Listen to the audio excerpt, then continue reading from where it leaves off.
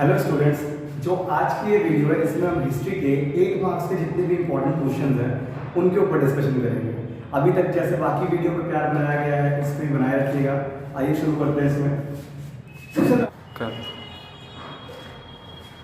First question जो हमारा रहता है कि बेसिकली मौर्य साम्राज्य की प्रशासनिक व्यवस्था के बारे में रहता है। Describe the administrative system of the Mauryan empire. जब आप मौर्य एम्पायर की बात करते हैं तो इसके प्रशासन को 4 अलग अलग स्तरों पर बांटा गया।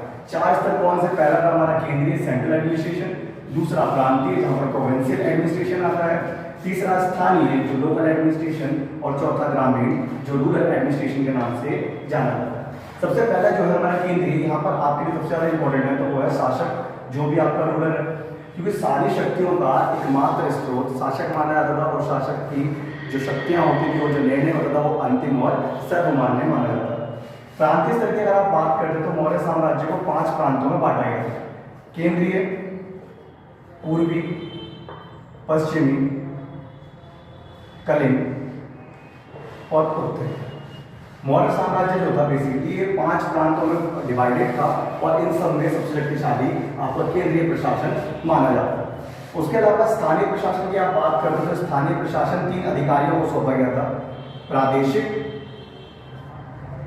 राज्य और युक्त। ये 3 ऐसे अधिकारी हुआ करते थे जो प्रॉपर एक शहर को, एक स्थान को कंट्रोल करते थे। और जब ग्रामीण प्रशासन की बात की जाती है तो ग्रामीण प्रशासन को संभालने वाली एक ही संस्था थी, वो थी पंचायत। नेक्स्ट क्वेश्चन देखते हैं इसमें, जो महाभारत कालीन समाज की संपत्ति पर स्त्री और पुरुष के अधिकार को स्पष्ट करते हैं कि महाभारत कालीन समाज में संपत्ति पर स्त्री और पुरुषों के संपत्ति पर अधिकार को स्पष्ट करें।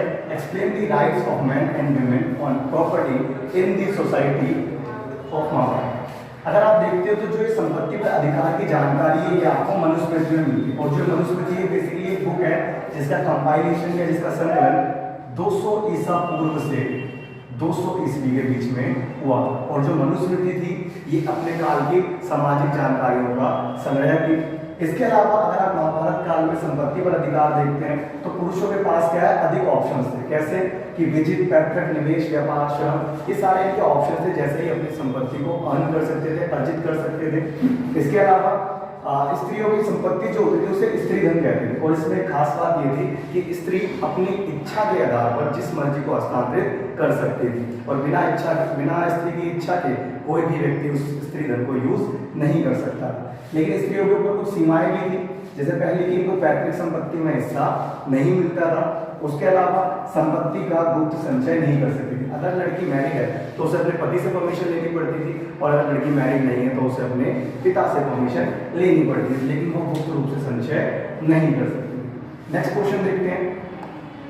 नेक्स्ट क्वेश्चन आता है हमारा बौद्ध धर्म की शिक्षाओं से। यहाँ पर एक चीज याद रखने वाली है कि बौद्ध धर्म या जैन धर्म दोनों में से कोई एक क्वेश्चन आपका 8 नंबर में आएगा शिक्षाओं में, और दोनों की शिक्षाओं में लगभग सिमिलैरिटीज देखी जाती है। सबसे पहले अगर आप बात करते हैं बौद्ध धर्म की शिक्षाओं में तो पहला थॉट आता है कि 4 महान सत्य, 4 नोबल ट्रूथ्स। अगर आप 4 महान सत्य की बात करते हो तो यहाँ पर बेसिक सी कुछ लाइन्स आती है, जैसे संसार दुखों का घर है, दुखों का कारण मनुष्य का लालच है, लालच का दमन करके बेहतर जीवन जिया जा सकता है, और लालच का दमन केवल अष्टमार्ग से संभव। तो ऐसी कुछ बातें एक बेसिक जो रहता है कि इनकी सभी शिक्षाओं में हमें क्या देखने को मिलती है, वास्तविक, कि ये जितनी भी शिक्षाएं थी इनकी सारी रियलिटी बेस्ड थी। सेकंड आती है अष्टांगिक मार्ग की व्यक्ति को अपने चरित्र के अंदर 8 चीजें होनी चाहिए, लाइक शुद्ध चरित्र, आचरण, दृष्टि, वाणी, संकल्प, विचार, ऐसे करके 8 चीजें व्यक्ति के अंदर होनी चाहिए। अनित्य विश्व, परपेचुअल वर्ल्ड, जब आप बात करते हैं अनित्य विश्व की मतलब यहाँ पर क्या कुछ भी स्थायी नहीं है, स्थिर नहीं है, सब कुछ क्या है, लगातार बदलाव हो रहा है, बदल रहा है। निर्वाण प्राप्ति, निर्वाण प्राप्ति का सेंस बौद्ध धर्म में मृत्यु से रहता है, और जो बौद्ध धर्म के लोग हैं मृत्यु को निर्वाण प्राप्ति कहते हैं, और यही इनके लिए सच्चा ज्ञान माना जाता है। इसके अलावा मध्यम मार्ग कि आपको अपने कर्मों और तपस्या के बीच में मध्यम मार्ग को अपनाना चाहिए, जिससे आपका जीवन सरल हो जाए। और जाति व्यवस्था और वर्ण व्यवस्था का विरोध, opposing the caste system and the वर्ण सिस्टम, कि यहाँ पर किसी भी प्रकार की जाति वर्ण को मान्यता नहीं दी गई। इनफैक्ट बौद्ध धर्म का बेसिक रूल यही था कि अगर आप बौद्ध धर्म को अपनाते हो तो आपको अपनी पुरानी पहचान छोड़नी पड़ेगी। नेक्स्ट क्वेश्चन देखते हैं। नेक्स्ट क्वेश्चन जो रहता है बेसिकली हमारा कि बर्नियर ने अपनी पुस्तक में पूर्व और पश्चिम की तुलना किस प्रकार की है। जो ये बर्नियर है बेसिकली इसका पूरा नाम फ्रांसवा बर्नियर था और ये फ्रांस से भारत आया था, 1656 में आया था। 12 साल भारत में रहा, अकबर का राज चल रहा था और इसने अपनी बुक लिखी ट्रैवल्स इन दी मुगल एम्पायर। बेसिकली आया तो अवसर की तलाश में था, बट ये क्रिटिसिज्म से बहुत ज़्यादा फेमस हो गया। इसने अपनी जो बुक लिखी ट्रैवल्स इन दी मुगल एम्पायर, इसके अंदर मुगल साम्राज्य और भारत की आलोचना की गई, जिसकी वजह से इसको बहुत प्रसिद्धि प्राप्त हुई।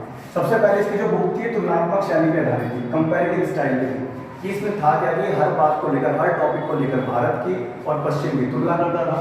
और उसके अलावा पश्चिम को इसने हमेशा जो क्या बताया, डेवलप बताया, विकसित बताया, और पूर्व को इसने हमेशा अल्प विकसित बताया कि भारत में वो बात नहीं है, हमेशा क्या है, अल्प विकसित है। इनफैक्ट इसने भारतीय नगरों को शिविर नगर कहा था, कैंप कहा था इसमें, कि राजा की जब तक इच्छा तब तक ये नगर फल फूल रहेंगे, लेकिन बाद में एक ये बर्बाद हो जाएंगे।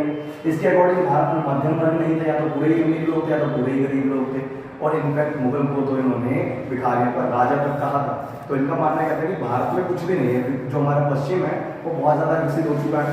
और भारतीय समाज को इसमें पिछड़ा हुआ समाज क्या है, बैकवर्ड सोसाइटी कहा है। बैकवर्ड सोसाइटी कहने के बहुत सारे रीजन थे, लाइक यहाँ के जो रिचुअल्स थे, जो रीति रिवाज थे, वो बहुत ज़्यादा पुराने ज़माने के, बट फिर भी लोग उन्हें फॉलो कर रहे थे, कोई उसके खिलाफ आवाज़ नहीं उठा सकता था।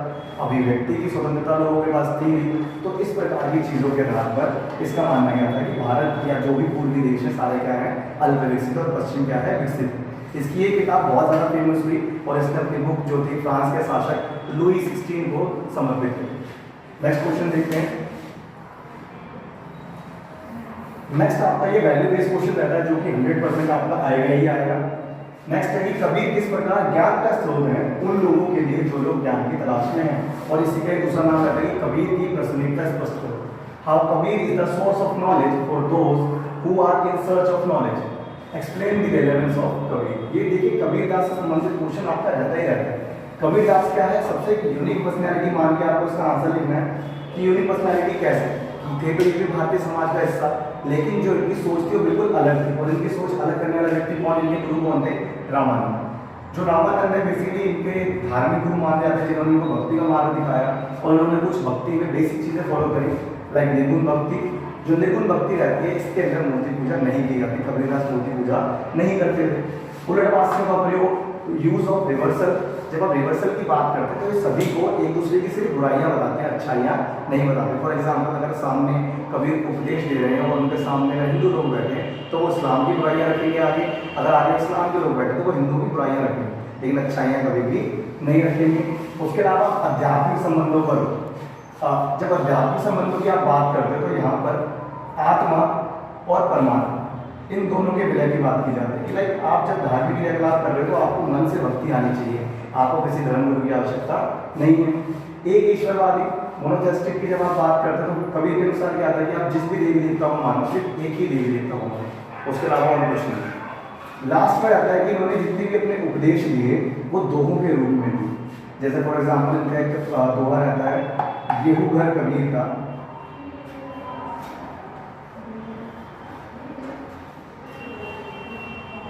तुम्हारी खाला का नाम। ये जो इनका दोहा रहता है इसका सीधा सा सेंस ये है कि अगर कबीर का स्थानीय कबीर का घर है तो वो वहाँ पर उसकी मर्जी चलेगी, तुम्हारी नहीं चलेगी।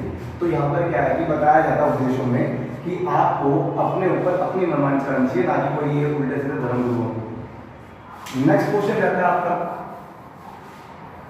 नेक्स्ट क्वेश्चन जो है बेसिकली ये विजयनगर साम्राज्य से आता है आपका, जो भी क्या है अमर नायक प्रणाली से है कि अमर नायक प्रणाली किस प्रकार विजयनगर साम्राज्य की प्रमुख राजनीतिक खोज थी। जब आप प्रमुख राजनीतिक खोज की बात करते हैं तो यहाँ पर इसी का मतलब क्या है कि कोई भी ऐसा व्यक्ति जो आपके प्रशासन में भी हेल्प करे और आपको सेना में मजबूती प्रदान करे। How the Amar Nayaka system was a major political discovery of the Vijayanagara empire. अगर आप देखते तो जो विजयनगर एम्पायर के साम्राज्य के अमर नायक थे ये बेसिकली प्रशासनिक अधिकारी भी थे और सैनिक अधिकारी दोनों के रूप में कार्य करते थे। इसके साथ साथ इसकी जो नियुक्ति और पदमुक्ति होती थी ये राजा के द्वारा की जाती है, लाइक इसे अपॉइंट भी राजा के द्वारा किया जाएगा, निकाला भी राजा के द्वारा ही जाएगा, और ये जो आंसरेबल है ये सिर्फ और सिर्फ राजा के लिए रहेगा। उसके अलावा जितने भी प्रांत होते थे प्रांतों पर इनका नियंत्रण रहता था और इन प्रांतों पर से इसको टैक्स वसूलने का भी अधिकार है और ये इस टैक्स के पैसे कुछ भाग अपने पास रखते थे कुछ घोड़ों के, कुछ सेना के रखरखाव पे खर्च करते थे, कुछ मंदिरों की बनावट पे खर्च करते थे।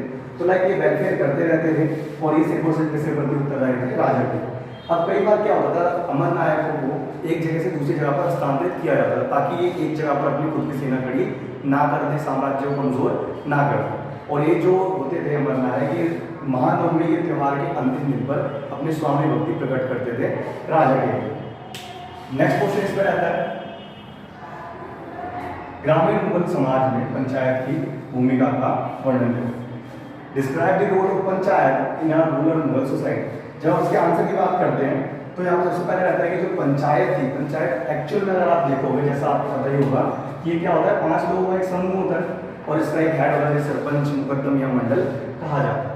इसके अलावा जो भी पंचायत में होते थे, इनका जो चुनाव होता था गाँव के बड़े बुजुर्गों द्वारा किया जाता था और इनके हिसाब किताब के लिए ऐसा अकाउंटेंट एक की नियुक्ति की जाती है जो कौन होता था, पटवारी।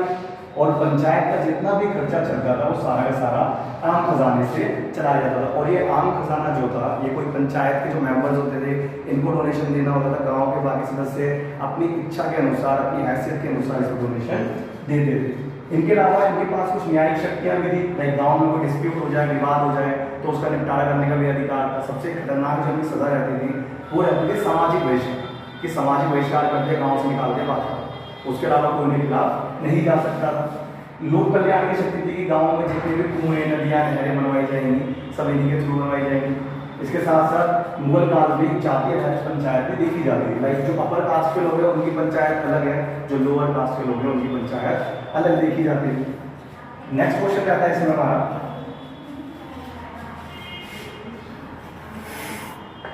नेक्स्ट हमारे कुछ प्रैक्टिस क्वेश्चन है, लाइक मेरे चांस से कोई आ जाए, जैसे सांची के स्तूप की नियति अमरावती स्तूप की नियति से किस प्रकार भिन्न थी। एक बहुत इंपॉर्टेंट क्वेश्चन है।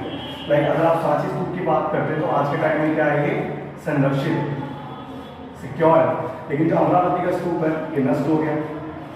सांची स्तूप की खोज जो थी 1818 में की गई थी और अमरावती की एक्सीडेंटल खोज थी 1796 में की गई थी। अब इन्हीं के बीच में आपको डिफरेंस बताना है कि लाइक जो सांची का स्तूप था ये भोपाल कंकेड़ा गाँव के पास, इसको राजकीय संरक्षण मिला।